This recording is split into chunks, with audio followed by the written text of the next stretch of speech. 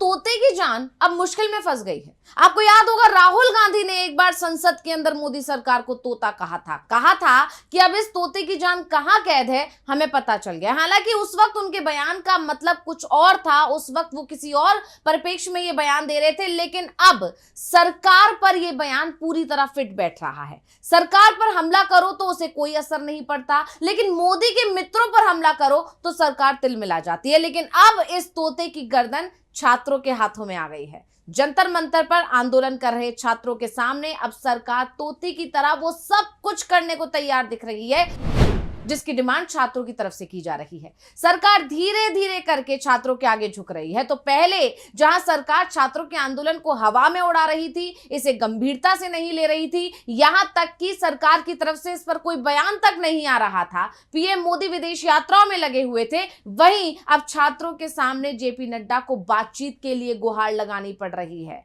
मुश्किल से छात्र नड्डा से बात करने को तैयार हुए, लेकिन वो भी अपनी ही शर्तों पर। इसके बाद सवाल उठ रहे हैं कि क्या तोता अब जंतर मंतर पर बैठे छात्रों की कैद में पहुंच गया है? क्योंकि छात्रों का आंदोलन अगर जल्दी ही खत्म नहीं हुआ तो संकट तख्ता पलट का खड़ा हो जाएगा, और इसी बात का डर मोदी सरकार को लग रहा है, खासकर पीएम मोदी को लग रहा है, क्योंकि कुर्सी उनकी चली जाएगी। धर्मेंद्र प्रधान के इस्तीफे की मांग के बाद छात्रों ने पीएम मोदी के इस्तीफे की मांग जो शुरू कर दी है, और अगर छात्र मोदी के इस्तीफे की मांग पर अड़ गए तो सरकार का गिरना तय माना जा रहा है। और यही कारण है कि पीएम मोदी अब सुबह शाम छात्रों से अपील कर रहे हैं कि आंदोलन खत्म करें, बातचीत करें।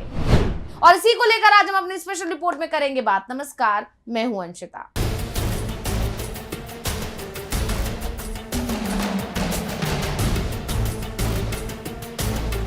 तोते की जान अब जंतर मंतर पर बैठे छात्रों के हाथ में आ गई है, और इसी का तो असर है कि पीएम मोदी अब ना दिन में चैन से हैं और ना ही रात में।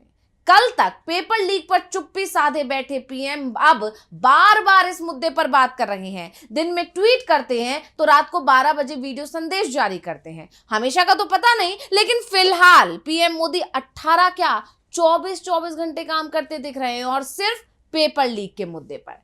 छात्रों ने वो कर दिखाया है जो ना किसान कर पाए ना महिला पहलवान, यानी इस सरकार को कोई नहीं झुका पाया।